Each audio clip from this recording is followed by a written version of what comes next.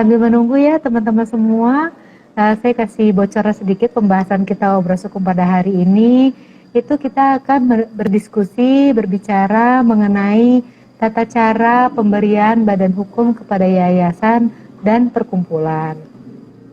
Jadi kalau teman-teman di sini ingin berpartisipasi, bertanya kepada narasumber atau memberikan pendapat, dipersilahkan tulis saja di komen di sini. Iya, kali ini biasanya pertemuan di Obras Hukum sebelumnya hostnya itu Bang Ali Usman, tapi pada kesempatan kali ini saya menjadi hostnya. Assalamualaikum. Waalaikumsalam warahmatullahi wabarakatuh. Nah, sudah Pak, ini sudah lebih jelas, sudah lebih baik. Sehat, baik, Mbak. Iya, maklum ya Pak, kalau masalah jaringan kadang kita nggak bisa duga ya Pak ya, prediksi ya Pak ya, kalau misalnya ada kendala jaringan. Baik, izin Bapak untuk kita mulai untuk opening ya Pak Usman. Boleh Bu, silakan. Baik, Assalamualaikum warahmatullahi wabarakatuh. Selamat pagi, Om Swastiastu, Namo Buddhaya, salam kebajikan. Salam pembelajar, apa kabar semua para sahabat pembelajar dimanapun saat ini berada, dari Sabang hingga Merauke. Pada kesempatan hari ini kita akan berbicara dalam program Obras Hukum bersama dengan narasumber kita Bapak Usman, penyuluh hukum ahli muda dari kantor wilayah Kementerian Hukum dan HAM Aceh. Baik, Bapak, bagaimana kabarnya Pak Usman? Alhamdulillah, sehat Pak. Alhamdulillah sehat. Baik Pak Usman, tadi memang kendala jaringan tidak bisa kita duga, tapi Alhamdulillah ya saat ini tampilannya sudah lebih baik gambar dan juga suaranya sudah jernih, sehingga kiranya apa yang disampaikan nanti ilmu-ilmu baru dari Pak Usman boleh diterima baik juga oleh sahabat pembelajar dimanapun saat ini berada. Monggo Pak Usman untuk memperkenalkan diri Pak, untuk diri Bapak, silakan Pak. Oke, terima kasih Mbak Lia. Alhamdulillah kesempatan yang diberikan oleh Mbak Lia. Ini kegiatan, terdengar nggak Mbak nih? Terdengar nggak? Jelas Pak, jelas. Nah, Alhamdulillah kesempatan yang diberikan ke kami dari penyuluh hukum kantor wilayah Kementerian Hukum HAM Aceh oleh Obras Hukum yang difasilitasi oleh BPSDM Kementerian Hukum dan HAM kerjasama dengan Pusat Penyuluhan Hukum pada Pembinaan Hukum Nasional. Alhamdulillah kesempatan yang diberikan hari ini kami mengangkat tema terkait dengan tata cara pendaftaran badan hukum, yayasan ataupun perkumpulan. Jadi terima kasih kepada semua rekan-rekan, sahabat penyuluh atau rekan-rekan yang lain yang sudah bergabung di Instagram ini. Diskusi kita pada hari ini yaitu kita inikan di tata cara pendaftaran badan hukum, yayasan dan perkumpulan. Jadi Bapak Ibu, rekan-rekan sekalian, bahwa pendirian yayasan di Indonesia itu sebelum adanya undang-undang yayasan itu hanya berdasarkan atas pemahaman dan kebiasaan yang dianut oleh masyarakat dan jurisprudensi Mahkamah Agung dengan memenuhi persyaratan material maupun formal sebagaimana pendirian suatu badan hukum yang dilakukan. Nah, sebagai persyaratan formal yang selama ini dilakukan bagi pendirian yayasan adalah adanya akta pendirian yang dibuat secara notariil ataupun akta notaris yang dibuat. Itu sebelum adanya undang-undang tentang yayasan. Sehingga kecenderungan tersebut itu timbul praktek berbagai masalah yang berkaitan dengan badan hukum yayasan. Sehingga pasca lahirnya undang-undang yayasan, undang-undang nomor 16 tahun 2001, perubahan dengan undang-undang nomor 28 tahun 2004, diharapkan persoalan-persoalan yayasan itu bisa mendapatkan kekuatan hukum secara legalitas. Jadi sehingga karena kita tahu bahwasanya bahwa yayasan itu adalah badan hukum yang terdiri atas kekayaan yang dipisah dan diperuntukkan untuk mencapai tujuan tertentu di bidang sosial, keagamaan dan kemanusiaan yang tidak mempunyai anggota. Nanti kita jelaskan terkait dengan perbedaan yayasan dan perkumpulan. Jadi saya ingin jelaskan dulu mengenai yayasan. Bahwa yayasan ini adalah badan hukum yang lahir setelah akta pendirian itu disahkan oleh Menteri Hukum dan Hak Asasi Manusia, artinya Menteri kita, Menteri Hukum dan HAM. Nah, adapun syarat-syarat formal pendirian hukum yayasan itu memang dicantumkan dalam undang-undang dalam pasal 9 ayat 4 dan ayat 5 Undang-Undang Yayasan, dan diatur juga dengan PP di pasal nomor 15 PP 63 tahun 2008. Nah, yang paling utama adalah terkait dengan salinan akta yayasan yang dibuat di notaris. Dan itu harus berbentuk bahasa Indonesia. Kemudian ada surat pernyataan tempat kedudukan disertai alamat lengkap yayasan yang ditandatangani oleh pengurus yayasan. Kemudian MPP jelas, kemudian pembayaran PMBP melalui via notaris, serta surat pernyataan pendiri mengenai keabsahan kekayaan awal yayasan. Jadi Bapak Ibu yang telah bergabung sini, bahwa hakikat yayasan itu adalah kekayaan yang dipisahkan untuk tujuan yang di bidang sosial, keagamaan dan kemanusiaan, serta tidak mempunyai anggota. Itu prinsip dasar dulu terkait dengan badan hukum yayasan. Kemudian pemisahan harta pendiri dengan yayasan itu dipisahkan kalau untuk yayasan yang sifatnya biasa untuk warga negara Indonesia, itu harus memisahkan minimal dicantumkan di akta itu 10 juta. Tetapi juga diberi ruang kepada warga negara asing untuk mendirikan yayasan di Indonesia yang bekerja sama dengan warga negara Indonesia. Harta kekayaan itu harus dipisahkan minimal, kalau warga negara asing itu harus minimal 100 juta. Itu dipisahkan harta pendiri dengan harta yayasan di dalam akte notaris. Kemudian apakah yayasan itu dapat mendirikan ataupun melakukan kegiatan usaha, itu bisa dilakukan. Artinya yayasan itu dapat melakukan kegiatan usaha dengan maksud dan tujuan, dengan cara mendirikan badan usaha dengan kegiatan sesuai dengan maksud dan tujuan yayasan yang didirikan. Ini ada prinsip dasar seperti itu. Kemudian sifat usaha badan tersebut itu sifatnya prospektif. Artinya penyertaan modal daripada yayasan itu maksimal bisa 25% untuk kegiatan-kegiatan yayasan. Karena memang secara langsung yayasan tidak bisa melaksanakan kegiatan, tetapi harus membuka unit-unit usaha dengan perizinan-perizinan khusus. Misalnya katakanlah prinsip yayasan yang pertama itu adalah sosial, keagamaan dan kemanusiaan.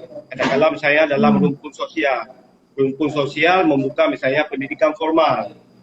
Nah, dalam regulasi pendidikan formal tersebut, itu kan butuh ada perizinan-perizinan khusus yang memang yayasan itu sebagai badan hukum, sebagai badan penyelenggara. Nah, kegiatan tersebut itu di bawah badan penyelenggara yayasan. Tetapi kegiatan tersebut harus perizinan-perizinan khusus. Itu salah satu contoh dalam bidang sosial. Kemudian dalam bentuk keagamaan misalnya. Keagamaan misalnya membentuk kegiatan takmir masjid misalnya, ataupun bantuan kegiatan-kegiatan kemanusiaan, penggalangan dana bagi masyarakat. Jadi prinsip dasar sosial, keagamaan dan kemanusiaan itu menjadi prinsip dasar daripada penyelenggaraan pada yayasan. Nah, ketika melaksanakan kegiatan-kegiatan tersebut itu membutuhkan izin khusus. Artinya yayasan ini menjadi badan penyelenggara pada sebuah kegiatan. Kemudian Bapak Ibu, apakah yayasan juga bisa membentuk perseroan terbatas misalnya, katakanlah misalnya PT yang sifatnya profit. Kita tahu bahwa yayasan ini kan pada hukum yang sifatnya nilaba, bukan mencari keuntungan di dalamnya. Tetapi dalam operasional yayasan tentu kita membutuhkan menjalankan roda yayasan butuh yang namanya profit, artinya butuh biaya untuk mengembangkan yayasan. Nah, dimungkinkan untuk badan penyelenggara yayasan itu untuk mendirikan PT yang sifatnya profit untuk mencari keuntungan demi eksistensi daripada yayasan tersebut. Tetapi penyertaan modal yang bisa dilakukan itu adalah sekitar 25% daripada harta kekayaan yayasan. Tetapi keuntungan yang didapatkan dari hasil usaha tersebut itu adalah untuk keberlanjutan daripada operasional sebuah yayasan. Jadi itu Bapak Ibu, bahwa yayasan itu juga terdiri pada organ. Karena kalau dulu sebelum lahirnya Undang-Undang Yayasan, Undang-Undang Nomor 16 Tahun 2001 dengan perubahan Undang-Undang Nomor 28 Tahun 2004, bahwa yayasan itu kan hanya terdiri pada ketua, sekretaris, bendahara. Tetapi setelah adanya Undang-Undang Yayasan yang memang legalitasnya semakin kuat, itu yayasan itu dibentuk dengan organ. Jadi ada 3 organ dalam yayasan. Ada organ pembina, kemudian ada organ pengurus, kemudian ada organ pengawas. Nah, 3 organ ini yang berfungsi di dalam yayasan itu mempunyai tugas dan fungsi masing-masing. Biasanya kalau pembina itu biasanya merangkap sebagai pendiri daripada yayasan. Nah, jadi ada orang yang sepakat untuk mendirikan sebuah badan hukum yayasan. Nah, dia biasanya mendirikan yayasan, memisahkan harta pribadinya dengan harta yayasan, kemudian biasanya itu sebagai unsur pembina yayasan, karena dianggap pendiri daripada sebuah yayasan. Kemudian berapa lama kepengurusan yayasan ketika diangkat? Dalam akta yayasan itu disebutkan 5 tahun dapat diperpanjang untuk kepengurusan pengurus daripada yayasan. Itu Mbak Lia terkait dengan badan hukum yayasan. Nah, pertanyaan selanjutnya adalah apakah yayasan itu sama dengan perkumpulan? Kalau sama-sama berbadan hukum, karena badan hukum yang dikeluarkan oleh Kumham yang sifatnya nilaba itu ada yang berbentuk yayasan, ada yang berbentuk perkumpulan. Nah, perkumpulan itu ciri khasnya seperti apa? Kalau perkumpulan itu adalah sekumpulan orang yang didirikan itu untuk mewujudkan kesamaan maksud dan tujuan tertentu di bidang sosial dan kemanusiaan. Artinya sama, kalau maksud dan prinsip yayasan dengan perkumpulan itu hampir sama. Cuma dalam struktur perkumpulan itu lebih sederhana. Kalau yayasan terdiri pada 3 organ tadi, pembina, pengurus, dan pengawas, di dalam perkumpulan itu tidak dikenal adanya organ, tetapi kepengurusan yayasan perkumpulan itu berbasis daripada anggota. Artinya mereka sepakat, sebagian orang ingin mendirikan sebuah badan hukum berbentuk perkumpulan, dia milih ketua, sekretaris, bendahara, tetapi berbasis anggota. Yang memilih ini adalah anggota. Itulah yang membedakan antara badan hukum yayasan dengan badan hukum perkumpulan. Nah, tata cara pendaftarannya seperti apa? Tata cara pendaftarannya juga sama seperti tata cara pendaftaran di badan hukum yayasan. Artinya melalui juga akta notaris, kemudian notaris nanti mengajukan ke Direktorat Jenderal Administrasi Hukum Umum Kementerian Hukum dan HAM, kemudian nanti akan dikeluarkan pengesahan oleh Menteri Hukum dan HAM. Jadi tata cara persyaratannya, formil dan administrasi juga sama halnya. Ada MPWP, kemudian penyertaan nama, kemudian ada surat domisili, kemudian ada MPWP pendiri daripada perkumpulan. Tetapi yang membedakan prinsip dasar daripada antara badan hukum yayasan dengan badan hukum perkumpulan, yaitu kalau perkumpulan itu berbasis anggota. Nah, kalau yayasan, dia hanya terdiri pada organ-organ itu. Itu seperti itu Mbak Lia sebagai barang pengantar, nanti kita diskusi lebih lanjut mekanisme bagaimana tata cara pendaftaran yayasan dan perkumpulan di Kementerian Hukum dan HAM. Mungkin itu Mbak Lia, saya kembalikan dulu. Baik, terima kasih Pak Usmas untuk penjelasan mengenai pendaftaran untuk badan hukum yayasan dan juga badan hukum perkumpulan ya Pak Usman ya. Iya. Baik. Kalau boleh diinformasikan lebih lanjut Pak Usman, biasanya kalau untuk pembuatan badan hukum untuk yayasan, tadi Pak Usman sampaikan kan dari warga asing boleh untuk mendirikan yayasan, yayasan begitu ya Pak ya. Kalau misalkan orang asing gitu ya, yang ingin membuat yayasan di Indonesia ini, berarti dia harus punya kerjasama dengan warga negara Indonesia untuk dapat membuat yayasan itu ya Pak? Benar Mbak Lia. Jadi memang dalam undang-undang yayasan itu dimungkinkan akan dibolehkan warga negara asing untuk mendirikan yayasan di Indonesia dengan bekerja sama dengan warga negara Indonesia. Ada Tetapi ketentuannya memang sendiri. Bagaimana Pak? tetapi memang harta kekayaan yang dipisahkan bagi warga negara asing itu relatif lebih besar daripada warga negara Indonesia yang ingin mendirikan yayasan. Kalau dalam undang-undang yayasan minimal yang harta yang harus dipisahkan itu untuk warga negara Indonesia itu 10 juta. Tapi warga negara asing itu minimalnya 100 juta. Tetapi biasanya di dalam organ yayasan itu yang terdiri pada pembina, pengurus dan pengawas, biasanya kepengurusan yayasan itu dilakukan ataupun dijalankan oleh warga negara Indonesia.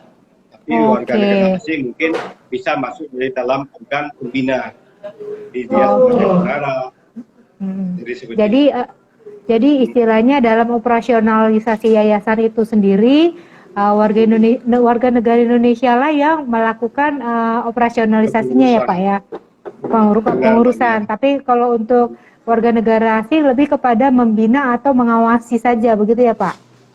Iya, sebagai pembina, karena kan ada 3 organ, ada organ pembina, kemudian ada organ pengurus, ada organ pengawas. Nah, organ pembina ini biasanya kan pendiri, karena beliau mungkin punya dana. Kemudian yang harus diperhatikan bahwa akta notaris itu wajib berbahasa Indonesia memang. Dan tidak boleh ada nama istilah asing di dalam istilah nama yayasannya, tapi harus nama Indonesia. Ya, Jadi yang sudah pasti aktenya pun harus berbahasa Indonesia dan tidak boleh berbahasa asing di dalam akta itu sendiri ya Pak Usman ya. Benar. Kemudian Pak Usman, kalau ada ketentuannya nggak, misalnya untuk warga negara asing yang ingin membuat yayasan di Indonesia, ada ketentuan berapa jumlahnya, jumlah orangnya, atau harus lebih banyak dari warga negara Indonesia atau bagaimana Pak? Ada nggak ya ketentuannya seperti itu Pak? Memang di dalam undang-undang sendiri tidak menentukan berapa jumlah orangnya, tetapi kan dalam yayasan itu biasanya pembina itu kan biasanya berganjil dia, minimal 1 atau 3 orang sebagai dalam struktur organisasi pembina. Kalau dalam pengurus itu jelas jabatannya ketua, kemudian sekretari, bendahara. Kalau memang gemuk dalam struktur organisasi, biasanya ada ketua, ketua 1, ketua 2, ketua 3. Tetapi memang tidak dibatasi jumlah warga negara asing dalam jumlah orangnya berapa. Tetapi memang harus menyertakan identitas dalam bentuk paspor. Itu memang dia jelas paspornya, kemudian apakah dalam bentuk pemegang kartu kitas ataupun kitab yang dikeluarkan oleh Direktorat Keimigrasian. Jadi seperti itu, Man. Oke. Pak, nyinggung sedikit nih, kalau misalkan untuk warga negara asing yang membuat yayasan tanpa mereka itu, kalau warga negara asing yang membuat yayasan, berarti mereka izinnya apa Pak? Kalau untuk membuat yayasan itu dari ada ketentuan tersendiri nggak Pak? Kalau warga negara asing masuk ke Indonesia ingin membuat suatu yayasan atau ingin melakukan usaha, itu apa mereka punya izin tersendiri sebelum mereka melakukan atau pembuatan yayasan? Ya, bagi warga negara asing otomatis masuk ke Indonesia kan melalui paspor, dia tujuannya untuk apa. Kalau memang warga negara asing itu biasanya kan masuk dalam ranah keimigrasian. Biasanya kalau melakukan kegiatan usaha di Indonesia, otomatis dia akan mengurus perizinan, berarti perizinan ke Disnaker sebagai tenaga kerja di sini ataupun investasi. Ada izin khusus yang memang. Tetapi kan izin khusus tersebut itu kan punya paspor, kemudian dia mengurus kartu identitas tinggal sementara. Nah, selama beberapa kali perpanjangan kitas, biasanya kan akan ada permohonan kitab misalnya. Tentu prosedur-prosedur keimigrasian itu ditempuh. Dipenuhi dulu karena ya. Memang rata-rata yang memang mendirikan, warga negara asing yang mendirikan ataupun melakukan kegiatan yayasan di Indonesia itu perizinan kasus tertentu di keimigrasian itu pasti harus dipenuhi terlebih dahulu. Jadi seperti itu. Mulai lagi. Mohon maaf Bapak, ini kita mulai lagi jaringannya nggak bersahabat nih Pak. Ya, Suara Bapak yang sudah kami mulai dengar ini. putus-putus. Iya. Aduh. Maklum Ya, ini kami dari barat kan, ujung barat, kilometer 0. Iya ya Pak ya, memang suka seperti ini apa Pak, kendala jaringan ya Pak ya? Iya. Dan kadang-kadang karena kondisi alam kan, jadi memang Iya. ada gangguan. Jadi harap maklum. Iya. Memang Oke, tadi Mbak. awal Bapak jernih suaranya, nih semakin ke sini mulai lagi tuh dia putus-putus Pak, suara Bapak. Baik, rekan-rekan sahabat pembelajar, bagi teman-teman yang ingin menanyakan mengenai bagaimana sih, mungkin ada yang kurang jelas atau bagaimana tentang prosedur untuk pembuatan suatu yayasan atau perkumpulan, kemudian ada perlindungan hukumnya enggak untuk bagi mereka yang mungkin sudah membuat yayasannya, kemudian ada lagi, tapi kan ada juga kasus seperti ini Pak. Yayasannya bernama yang sama, tapi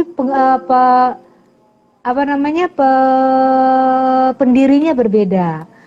Apakah diperbolehkan Pak suatu yayasan itu memiliki nama yang sama? Ya, Mbak Lia.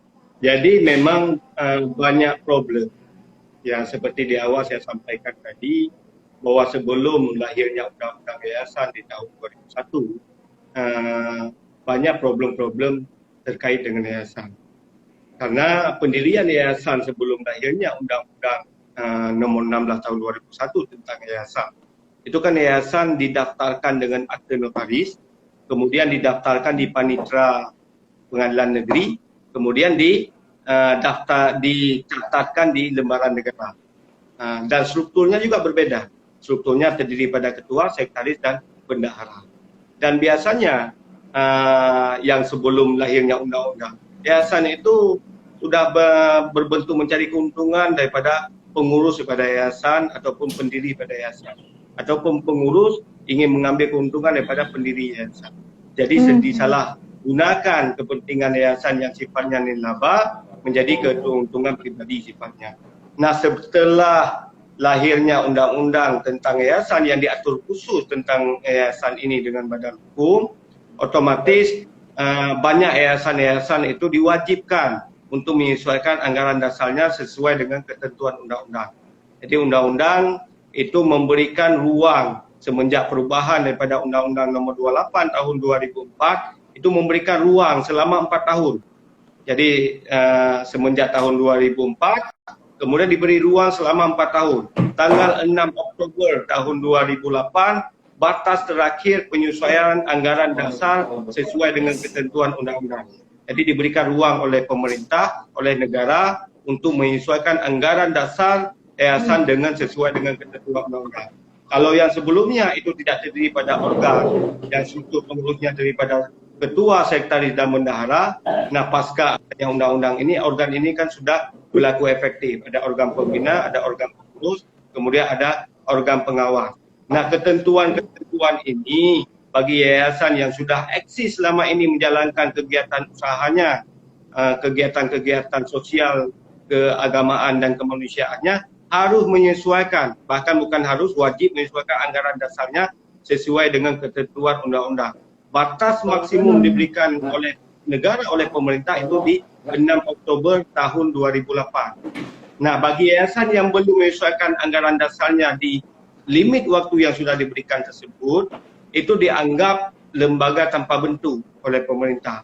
Di tahun misalnya di tahun 2009, belum ada yayasan yang mengatakan dirinya yayasan belum menyesuaikan anggaran dasarnya sesuai dengan ketentuan undang-undang, maka dianggap lembaga tanpa bentuk, artinya legalitasnya belum terpenuhi sesuai dengan ketentuan undang-undang, sehingga memang rawan terjadi konflik dan perselisihan.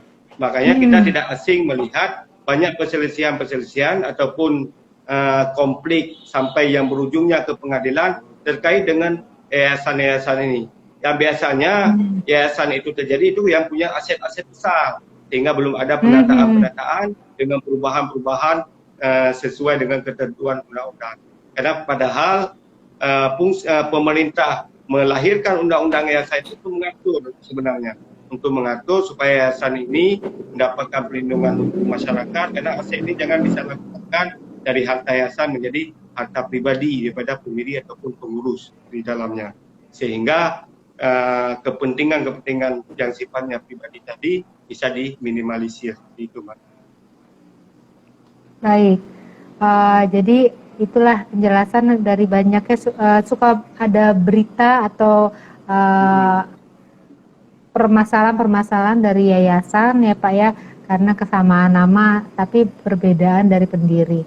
Baik, ada pertanyaan nih Pak dari sahabat pembelajar kita, boleh saya bacakan ya Pak ya? Boleh, silakan Mas.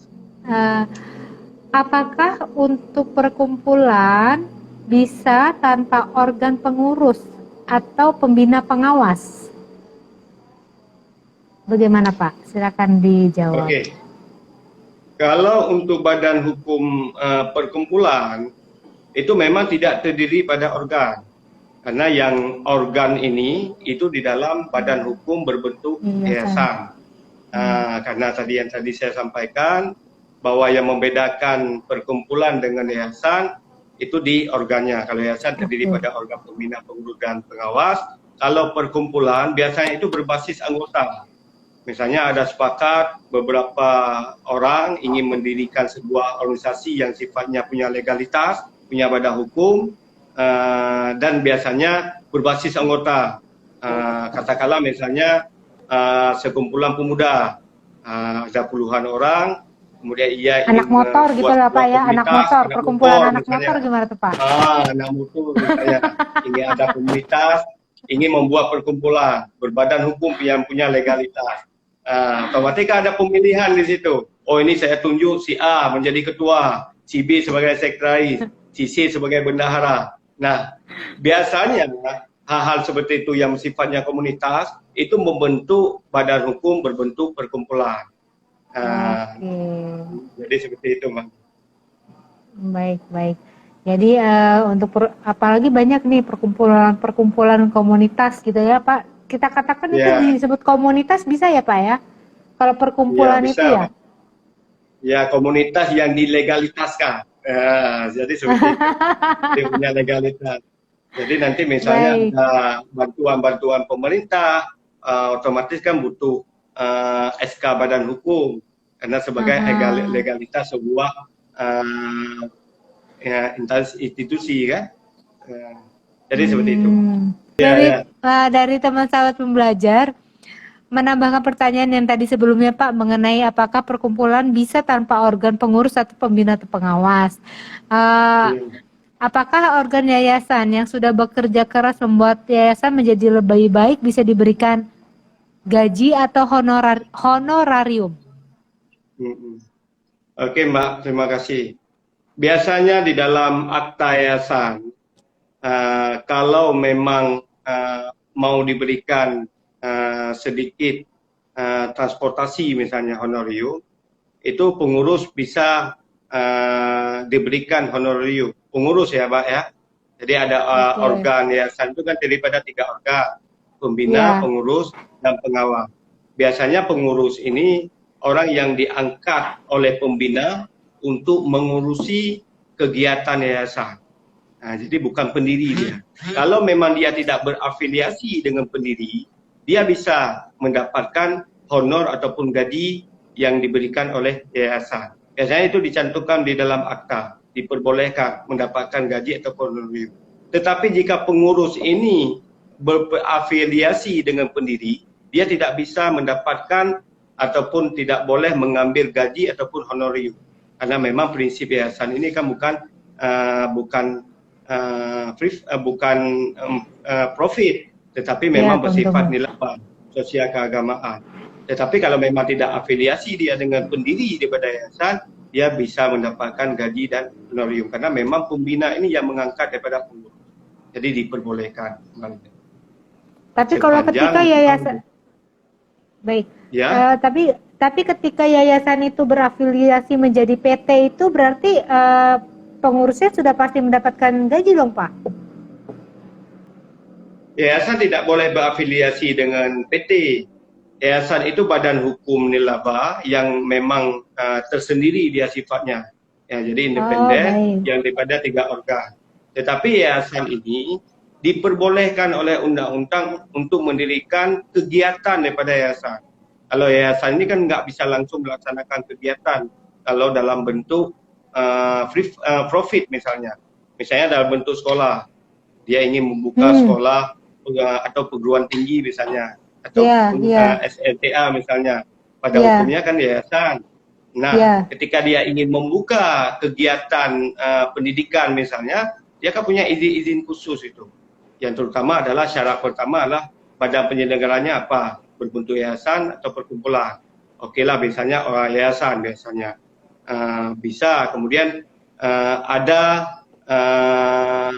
tempatnya, ada domisilinya, kemudian ada lokasinya, kemudian baru menguruskan perizinan-perizinan ke instansi terkait. Nah, yang tidak boleh itu terjadi rangkap jabatan, pengurus merangkap sebagai pembina, ataupun pengurus merangkap sebagai pengelola. Hmm, Jadi pengurus ini adalah badan penyelenggara daripada sebuah badan hukum yayasan. Nah, jika yayasan tersebut ingin melaksanakan kegiatan usahanya, mhm. diperbolehkan sepanjang tidak terjadi rangkap jabatan pengurus merangkap sebagai pengelola daripada kegiatan. Misalnya ingin menjadi rektor di situ tidak boleh, atau ingin menjadi kepala sekolah di kegiatan yang dilakukan oleh Hmm. yayasan tersebut. Itu tidak boleh. Jadi memang terpisah dengan tersendiri. Jadi seperti itu Mbak Lia. Oh, baik. Jadi memang menghindari ini ya Konflik Pak ya. kepentingan. Iya, Iya. ini kepentingan baik. Seperti itu, Mbak, rekan-rekan sahabat pembelajar yang sudah bertanya. Baik, kemudian Pak, kalau misalkan kita mau yang perkumpulan sekarang Pak, kalau perkumpulan itu sendiri ada batasan-batasannya nggak sih Pak yang boleh dilakukan, mana yang tidak boleh dilakukan kalau untuk badan hukum perkumpulan? Tentu semua organisasi itu kan punya batasan-batasan. Jika memang sudah melanggar daripada norma-norma kesusilaan, norma-norma hukum, otomatis akan menjadi batasan-batasan oleh pemerintah. Artinya, walaupun badan hukum ini sudah dikeluarkan oleh pemerintah, dan punya norma-norma, juga punya sanksi nantinya jika memang norma-norma tersebut dilanggar. Itu tentu pasti. Dan beda daerah itu normanya juga berbeda. Tidak ada ketentuan-ketentuan jika memang sebuah organisasi juga melakukan tindak pidana, juga itu bisa dikenakan. Mekanismenya juga itu dikembalikan kepada mekanisme pemerintah. Artinya bisa dengan pencabutan ataupun pencabutan yang ujungnya adalah pencabutan badan hukum. Jadi seperti itu. Dan pelarangan mungkin ya Pak? Ya, dari pelarangan, kemudian bisa pencabutan status badan hukum. Karena kalau memang di dalam ormas sendiri kan masuk dalam unsur yayasan dan perkumpulan dalamnya.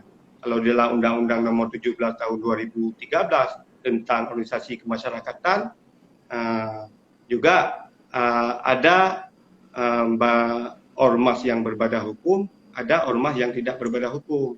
Artinya kalau ormas yang berbadan hukum itu bisa berbentuk yayasan ataupun perkumpulan. Kalau ormas yang tidak berbadan hukum, biasanya dia terdaftar di Kesbangpol. Jadi Kesbangpol ini di Kementerian Dalam Negeri. Dia berbentuk SKT, surat keterangan terdaftar di Kesbangpol.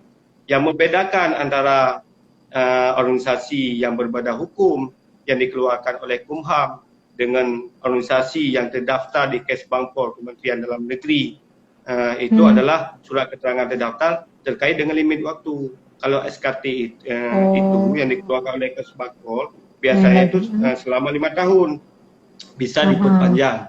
Tetapi kalau badan hukum yang dikeluarkan oleh Kumham itu tidak ada limit waktu, kecuali memang ada perubahan pengurus ataupun perubahan nama, ataupun itu dilaporkan kepada menteri.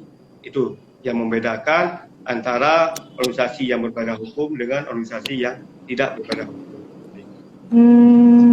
Berarti bisa dikatakan bahwa sebenarnya organisasi dengan badan hukum lebih kuat ininya ya Pak ya. Eh,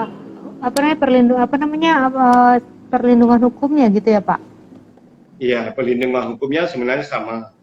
Kalau sebuah organisasi, apakah bentuk yayasan atau perkumpulan yang dia berbadan hukum misalnya diurus, perlindungannya sama juga seperti organisasi yang mengurus di Kesbangpol dalam bentuk SKT.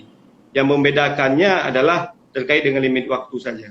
Nah, apakah organisasi yang tidak berbadan hukum tetapi dia terdaftar di Kesbangpol dan memegang surat keterangan terdaftar tersebut bisa mengakses bantuan dari pemerintah, boleh diperbolehkan sepanjang memang, karena yang SKT tersebut yang terdaftar di Kesbangpol juga itu punya legalitas. Cuma yang membedakan cuma limit waktu. Kalau SKT itu kan berlakunya 5 tahun, bisa diperpanjang dan dievaluasi oleh yang mengeluarkan SKT. Sedangkan badan hukum yang dikeluarkan oleh Kumham itu tidak mempunyai limit waktu. Tetapi kalau memang terjadi pelanggaran-pelanggaran, mekanisme penyelesaiannya juga sama, apakah dia berbadan hukum atau tidak berbadan hukum. Jadi seperti itu. Baik Pak Usman, jelas sekali untuk semua penjelasan mengenai tata cara pendirian atau badan hukum, yayasan dan juga perkumpulan. Baik, ini sesuatu hal yang baru buat saya juga baru mengerti akan hal ini. Terima kasih untuk sharingnya atau diskusinya Pak Usman. Baik, iya, untuk closing, adakah yang Bapak mau sampaikan? Tips atau mungkin bagaimana baiknya untuk agar pembuatan badan hukum yayasan dan juga perkumpulan ini boleh tetap aman secara hukum? Silakan Pak, mungkin ada tipsnya bagaimana Pak Usman? Jadi Mbak Lia, untuk sekarang ini Kumham kan sudah menerapkan sistem online. Artinya kalau dulu pendaftaran yayasan manual yang membutuhkan waktu lama, tapi hari ini dengan sistem administrasi hukum umum yang menerapkan sistem online, kalau dalam pengajuan nama itu diterima, 1-2 hari itu bisa langsung mendapatkan SK badan hukum. Itu kan suatu prestasi yang sudah luar biasa yang dicapai oleh Kumham. Yang dulu sebelumnya itu hampir memakan waktu hampir berbulan-bulan, hari ini bisa ditempuh 2-3 hari langsung keluar SK badan hukum. Jadi seperti itu. Jadi bagi masyarakat yang ingin mendirikan organisasi dan punya legalitas, silakan daftarkan lembaganya, apakah bisa berbentuk badan hukum melalui Kumham dengan akte notaris ataupun didaftarkan di Kesbangpol dalam membentuk SKT. Baik, apresiasi buat Pak Usman. Terima kasih banyak Bapak untuk diskusi dan sharing ilmunya yang sangat bermanfaat. Baik, kami juga mengucapkan terima kasih para sahabat pembelajar dimanapun yang saat ini sudah menyimak, mengikuti obras hukum kita pada hari ini dari awal hingga akhir saat ini. Semoga semuanya dalam keadaan sehat. Pak Usman juga sukses ya Pak ya buat terima kasih Mbak Lia, terima kasih. Salam kawan-kawan di BPSDM. Siap Pak, akan disampaikan. Baik, kami mohon pamit. Terima kasih Pak Usman, sehat-sehat selalu ya Pak. Baik sahabat pembelajar, demikian dari kami, Pak Usman dari Penyuluh Hukum, Ahli Muda Kemenkumham Aceh, dan saya Lia yang sudah mengisi obras hukum pada hari ini. Billahi taufiq wal hidayah. Wassalamualaikum warahmatullahi wabarakatuh. Sampai jumpa kembali sahabat, salam pembelajar.